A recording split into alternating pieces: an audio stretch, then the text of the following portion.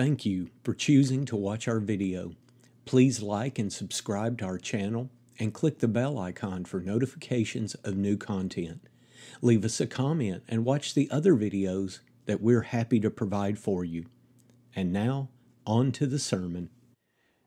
We get opportunities every once in a while, a handful of times in our lifetime, to see funerals where they're very, very large processions. And I think the easiest one to think about, almost a couple of years ago, Queen Elizabeth II and the funeral procession that accompanied that. Definitely, I think more so than when we have presidents that pass from this life. But they're enormous affairs planned for months and months. And I think about, in the Old Testament, one of the most significant, the one that you could see has some of the most pageantry involved, from someone that you wouldn't even think about. And the few words that's used to describe it, I think, will sufficiently make the case. And it was from Jacob, Joseph's father. When you look in Genesis chapter 50, I've asked you to turn there. We start reading in verse 7. Jacob dies. And Joseph, after they have a period of mourning, they go to bury him in the cave of Machpelah. So in verse 7, Joseph went up to bury his father. And with him, think of the procession here, with him went all of the servants of Pharaoh, the elders of his house, all of the elders of the land of Egypt, as well as all of the house of Joseph, his brothers and his father's house. Only their little ones, their flocks and their herds, they left in the land of Goshen. Everyone else made this travel up to the land of Canaan to bury Jacob. And can't you imagine what kind of funeral procession that would have been? But the real account, the real story, begins after they get back. Because after they get back, that's when the brothers get really, really scared.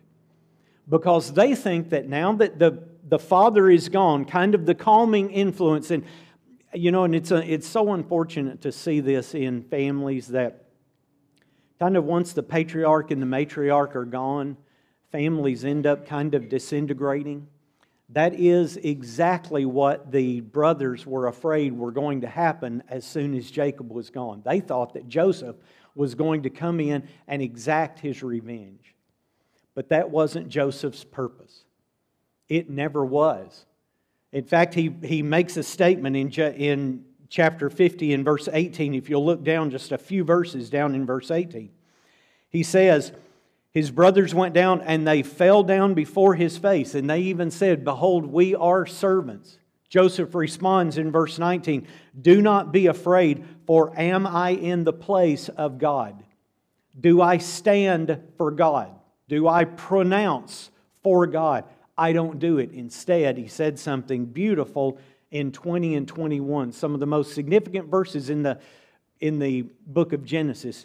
20 and 21, but as for you, you meant evil against me, but God meant it for good, in order to bring it about as is this day, to save many people alive. Now therefore, do not be afraid, I will provide for you and your little ones. And he comforted them, and he spoke kindly to them. Romans chapter 15 verse 4 was entirely correct when it says that we have what's in the Old Testament for instruction and for edification. And I think the life of Joseph is one of these instances of instruction and edification.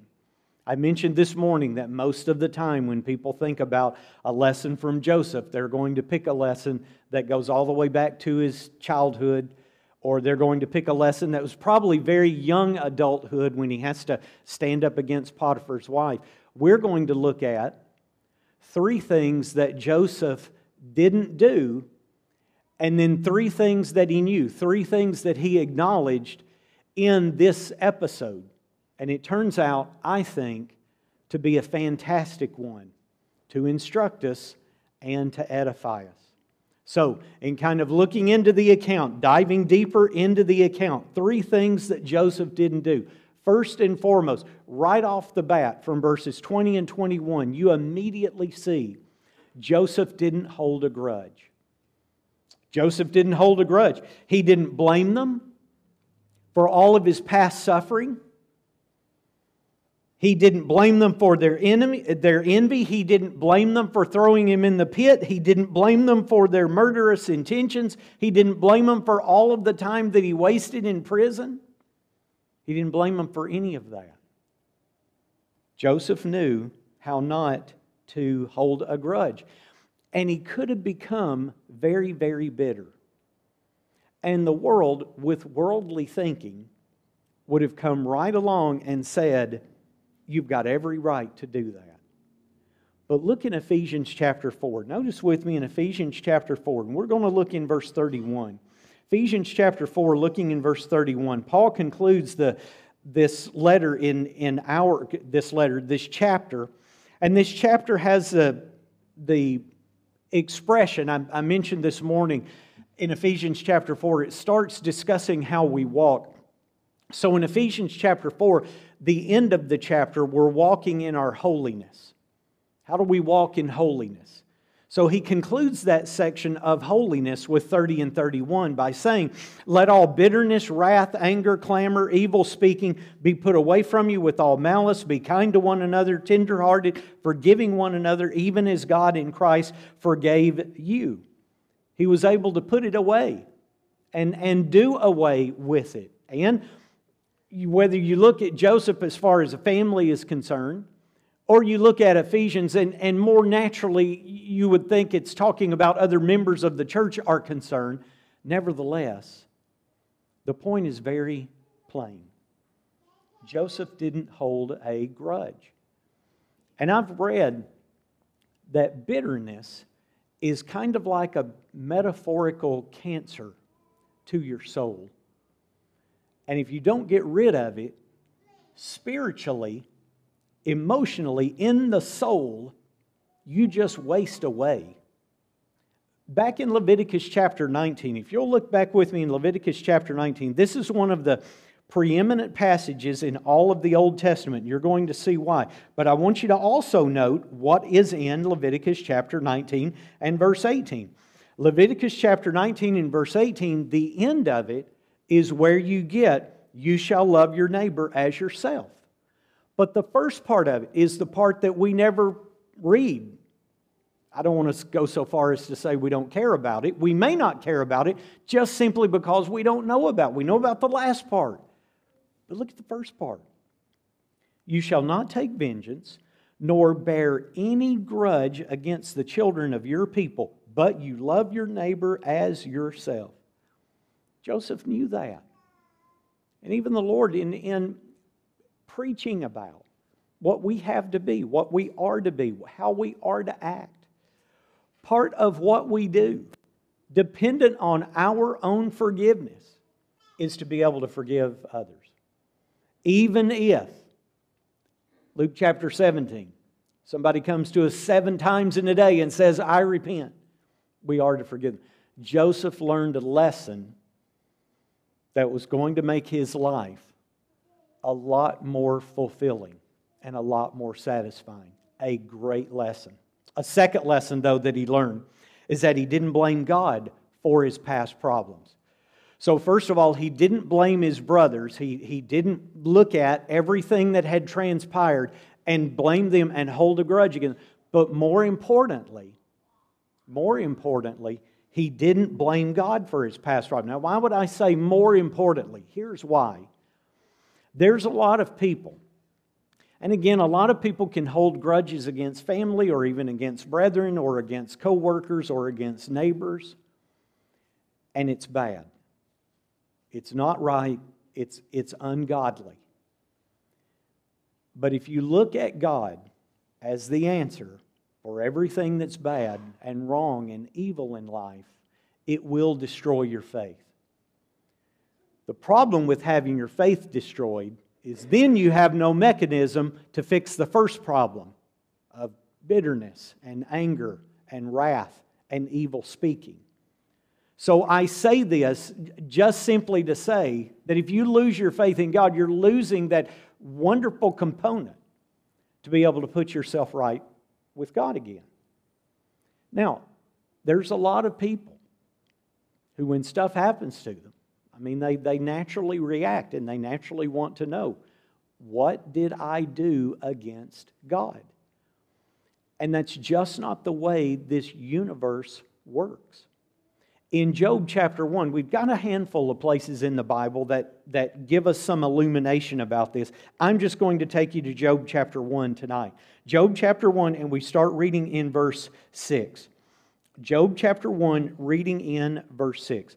So now there was a day when the sons of God came to present themselves before the Lord, and Satan also came among them. So we're getting apparently some kind of insight into the spiritual realm here.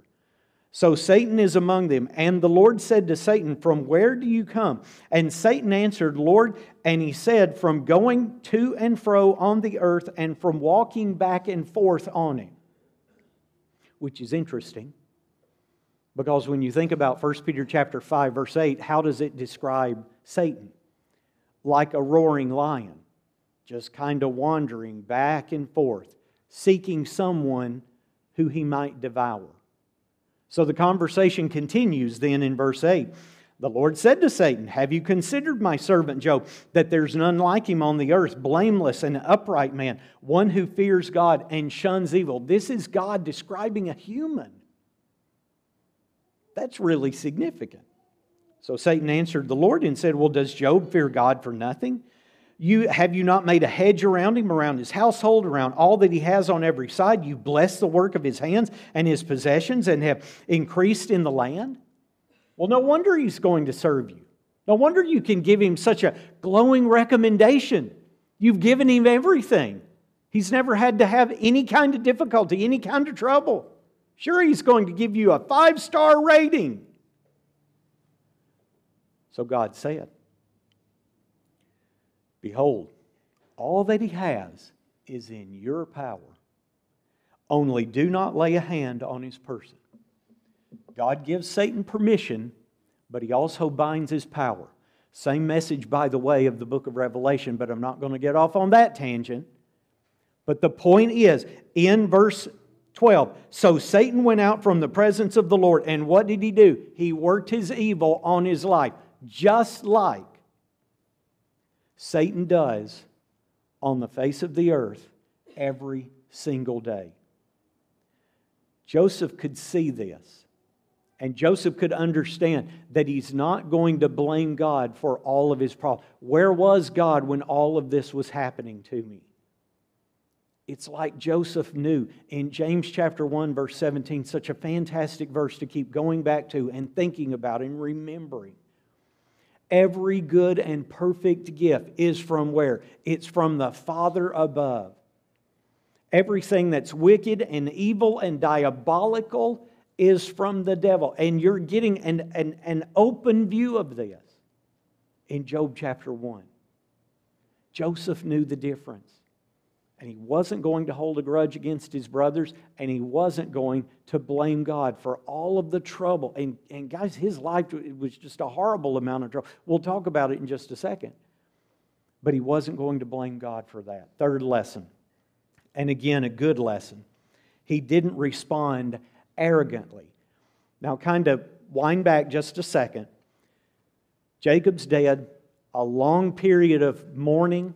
It talked about mourning him 40 days, and then the Egyptians mourned him 70 days. It's unclear whether that was done concurrently or back to back. Nevertheless, you've still got a relatively long period. Maybe the brothers were thinking, wow, in 70 days, I hope that Joseph doesn't remember everything that we did. But anyway, that period goes by. They have the funeral procession. They go all the way into the land of Canaan, bury him in the cave of Macpelah, come all the way back.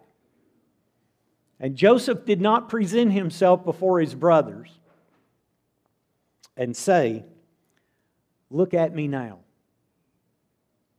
Look how great I am. Look what I've accomplished. Look how much power, how much sway that I can hold over everyone, including you. Now, you're going to get it. That's not the way He was.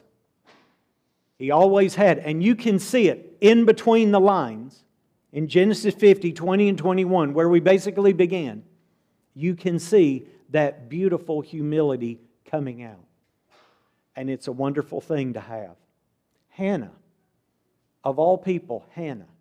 1 Samuel chapter 2, look in Hannah. When Hannah is praying, 1 Samuel chapter 2, and Hannah is praying about her plight, which was to be that she was childless. Here's what she said. 1 Samuel chapter 2, starting in verse 1. Hannah prayed and said, "My heart rejoices in the Lord. My horn is exalted in the Lord. I smile at my enemies because I rejoice in your salvation. No one is holy like the Lord, for there is none beside you, nor is there any rock like our God. Talk no more." Very proudly. Let no arrogance come from your mouth, for the Lord is the God of knowledge, and by Him actions are weighed. Let no arrogance come from your mouth. Don't talk anymore proudly. From Hannah, in a prayer of her circumstances of wanting a child. Proverbs chapter 8, verse 13. Let's look there. Proverbs chapter 8, looking in verse 13. Proverbs chapter 8 and verse 13. Again, in great language to just help us every day in living. Here's what Proverbs chapter 8 verse 13 says. The fear of the Lord is to hate evil, pride and arrogance, and the evil way, and the perverse mouth I hate. And the perverse mouth, at least it seems in the construct of the verse there, is the verse that's going to spout the arrogance, the setting oneself above what they should be. Of course, that's what Paul warned against when you get to Romans chapter 12 and verse 16, that we don't elevate ourselves above others. Instead, Joseph was someone who was not only humble, but he could live by the same kind of standard that Jesus Himself would give. And we're talking something like 1,800 years in the future. Matthew chapter 5, look at this. Matthew chapter 5. Like I said, around 1,800 years before Jesus ever uttered these words, this was what Joseph was doing. That's one of the reasons that it makes him so remarkable. Matthew chapter 5 and verse 43. You have heard it said that you shall love your neighbor and hate your enemy. Where did we get that? We just read it. Leviticus chapter 19, verse 18. But I say to you, love your enemies, bless those who curse you, do good to those who hate you, pray for those who spitefully use and persecute you. You may be sons of your Father in heaven, for He makes His sun rise on the evil and the good, and He sends rain on the just and the unjust. For if you love those who love you, what reward do you have? Do not even the tax collectors do the same? God wants us to elevate ourselves. And if you greet your brethren only, what do you do more than others? Do not even the tax collectors do so? Therefore you shall be perfect, just as your Father in heaven is perfect. That perfection, or that completeness, that maturity in our love, means being able to love enemies. Not arrogantly attacking them, not arrogantly setting ourselves above them, not even arrogantly wishing evil on them, but to love them, even though they use us, even though they curse us. And it's a great attitude. Paul had a great attitude. 1 Corinthians chapter 15, verse 10. But by the grace of God, there go I. I am what I am. What a great lesson. Joseph teaches us in the way that he reacts to his brothers 3 wonderful lessons. But there's also 3 things that he understood. And the 3 things that he understood are just as important as the 3 lessons that he's teaching us. So let's talk first of all about the providence of God. The providence of God. There's a couple of great instances in the Old Testament about the providence of God. Joseph is one of them. Queen Esther is another one. In Esther chapter 4, you'll recall what happened with her. She had an enemy who wanted to kill all her people, all of the Jewish people. So she was kind of going back and forth, knowing that in order to step in and try to stop all of this, it might even possibly mean her death. So her uncle tells her and gives her that great statement in Esther chapter 4, verse 14, that maybe you're here just for this time, just for this purpose. And so she acted, and she saved her people from harm. A great lesson on providence.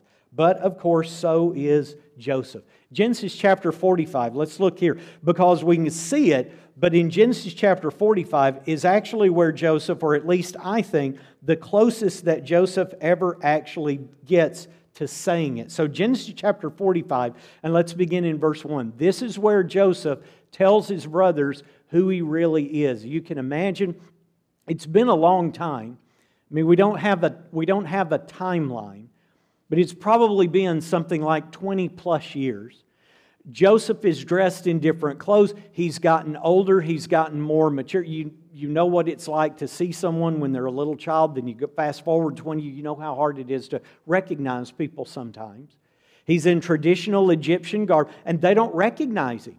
So he has to tell them who he is. And beginning in verse 45, Joseph could not restrain himself, but for all of those who had stood by him, and he cried, "Make everyone go out from here." No one stood with him while Joseph made himself known to his brothers. He wept aloud, and the Egyptians and the house of Pharaoh heard it, probably wondering, what on earth is going on? Verse 3, Joseph said to his brothers, "I am Joseph. Does my father still live?" But his brothers could not answer him, for they were dismayed in his presence. You can imagine just the jaws about hitting the floor. But here's what he said. Joseph said to his brothers, "Please come near me." They came near, and he said, "I am Joseph your brother, whom you sold into Egypt. But now do not therefore be grieved or angry with yourselves because you sold me here, because God sent me before you to preserve life." Joseph knew there was a reason why he was there, and he could attribute it to the providence of God. And the providence of God still works in our life. And honestly, it is a lesson that is completely separate and needs to be to itself. But the providence of God still acts in our life. God still gives blessings down to every single person. Matthew chapter 5, we just read it. He sends His Son He gives sun and the rain on the just and the unjust. It shows people that He's there. And in showing people that's there, it comforts those who believe, and it gives those who disbelieve a constant reminder that there's someone there they need to be serving. It would be a similar statement as in Acts chapter 14 and verse 17. In Acts chapter 14 and verse 17, Paul and Barnabas are at Lystra, so Acts chapter 14 and the 17th verse, the statement is made. Nevertheless, He did not leave Himself without witness, in that He did good, gave us rain from heaven and fruitful seasons, filling our hearts with food and gladness. For what reason? To send this message, to let us know that God is still there.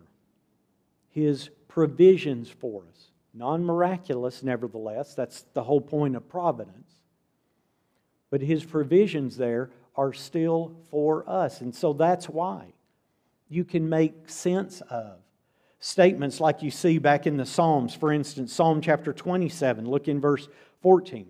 Psalm chapter 27, looking in verse 14. We have the assurance by the psalm writer, Psalm chapter 27 and verse 14. Wait on the Lord, be of good courage. He will strengthen your heart. Wait, I say, on the Lord. We know that as we wait on the Lord, that the Lord can cause good in our lives, and that good can be for a purpose, which leads us to consider the fact that there was a purpose, and Joseph knew that purpose. Now, here I have to diverge just a little bit from the biblical account. God had a purpose for Joseph. And while his life was largely ruled by providence, there were times, miraculously, In the event where God was able to give Joseph the capability to interpret dreams, where God miraculously interjected Himself into the life of Joseph to make sure that things unfolded to His plan. So, with the purpose of Joseph, there was a specific need for God to move his life along certain steps so that it unfolded in a way conducive to having the children of Israel in Egypt, so that Moses could come, could bring them out, they could be set up fully as God's people in Exodus chapter 19 and Exodus chapter 20. There was a reason for those specific steps to be taken. Now, when it comes to us, because we need to learn the points here, when it comes to us, I do not believe, and the New Testament does not support, that God has some specific purpose that has to be worked out, and it's going to be different for every single person's life. But what it does do is that it gives all of the people who are going to serve Him some pretty good guidelines about what our purpose is in life. Now, I may not be able to go into my life and see it just as specifically detailed as it was in Joseph's life for the reasons that I just explained. But I sure can go and find out what God wants me as one of His children and you as one of His children to do. He wants every one of us to be a member of His family, a member of the Church of Christ, a member of the universal body of His saints. He wants every one of us to be a magnifier of Him, a magnifier of God. Someone who goes through their life lifting Him up, the terminology, exalting Him, telling people, by the grace of God, there go I. The blessings that I have, I know they're from God. That's us magnifying God. You think of a magnification, it makes it bigger. That's what I'm doing with God. I'm making Him appear bigger, giving Him the due thankfulness of what happens in my life. That's what He wants from us. Third, He wants us to be a model of Christ's character. And Christ's character can be shown in two broad ways. It can be shown in His teaching, Matthew 7, verse 28. He was someone who taught with authority. He was someone who just amazed people with His teaching. But secondly, and that's the account in 1 Peter chapter 2, it could be modeled in just what He did. 1 Peter chapter 2 specifically talks about how Jesus went through everything that He went through at the cross. And yet, just like Joseph, he didn't jump back up and exact revenge on everyone. We can be a model for the character of Christ. And those are only two instances. And we could comb through the Gospels and we could find a lot of other instances. But those two will be sufficient. His teaching and the way that He carried Himself. Fourth, He allows us to be a minister to others. We are all ministers of, in 1 Peter chapter 4, verse 10, the grace of God. And that can break down into a lot of different ways, but for the purpose of this specific point, it breaks down into what I can do for other people. That means that I look at myself in an appropriate way, which is not higher than everyone else, but lower. That's the element of servanthood. And that's what I need to be, and that's what you need to be. That's my purpose for living. And then the last one, the fifth one, to be a messenger of His love. 1 John chapter 4, verse 8. Among many other things, God is love. And so, when you think about John chapter 4, Jesus gave us a encouragement and exhortation that there's not a lot of time to work. And we all need to work. So what can we do in our work? Well, there's multiple things we can do. One of the things I can do is I can make sure that I'm a messenger of His love. I can go, we would maybe more frequently say, I can go and try to teach people the gospel. So whether we say it being a teacher of the gospel or whether we say it being a messenger of God's love, it is one and the same. This is my purpose. This is your purpose. Joseph knew his purpose.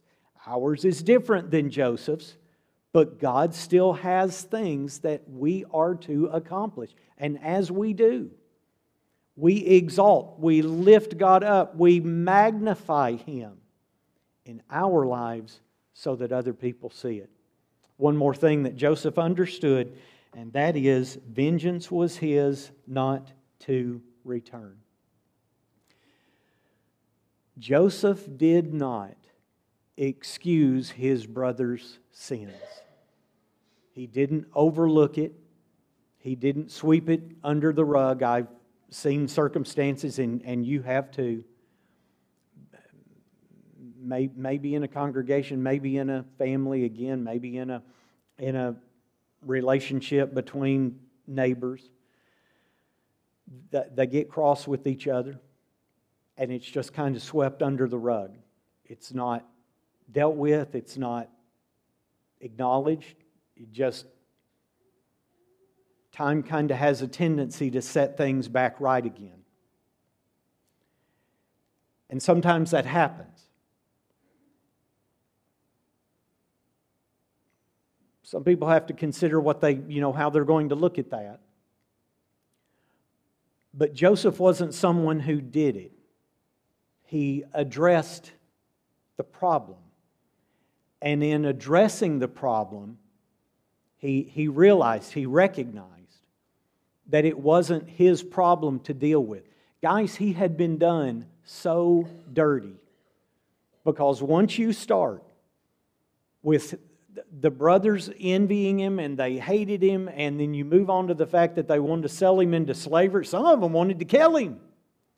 They sell him into slavery. He's got to then go into prison. He's got to deal with all of that in prison. He's got to then go to Potiphar's. He's got to deal with all of that. And on and on and on as his life unfolds. He was done so dirty. But he never thought that it was his job to go back and try to set things right. And that's why when we first read, you go back to Genesis chapter 50 and you look in that 18th verse. The brothers just literally falling down at his feet. Verse 19. Am I in the place of God? Am I the one that's going to do the work of God? No. He wasn't going to. He realized there was a better way. There was a higher standard. 1 Thessalonians chapter 5, you look in verse 15. 1 Thessalonians chapter 5, looking in verse 15. And then we'll go back to 1 Peter chapter 2 and we'll pick something up there. 1 Peter chapter 5, reading in verse 15. See that no one renders evil for evil to anyone, but always pursue what is good, both for yourselves and for all. Also. Notice with me in 1 Peter chapter 2, because I brought up 1 Peter chapter 2 just a moment ago. 1 Peter chapter 2, now looking in verse 2, look in verse 21, because in verse 21 there's the passage that I talked about the character of Christ. For to this you were called, because Christ suffered for us, leaving us an example that you should follow in His steps, who committed no sin, nor was no deceit found in His mouth. Now look in 23. Who, when He was reviled, did not revile in return. When He suffered, He did not threaten, but committed Himself to Him who judges righteously. He knew that there was going to be someone who set that right. It's interesting, I don't know how much can be made of this, but it's interesting that this whole point was apparently so important to Peter that when you look in 1 Peter chapter 3, for those of you guys, just turn a page, 1 Peter chapter 3, and look in verse 9. It's like he comes back to it. Finally, all of you be of one mind, having compassion for one another, love as brothers, be tenderhearted and courteous, not returning evil for evil or reviling for reviling.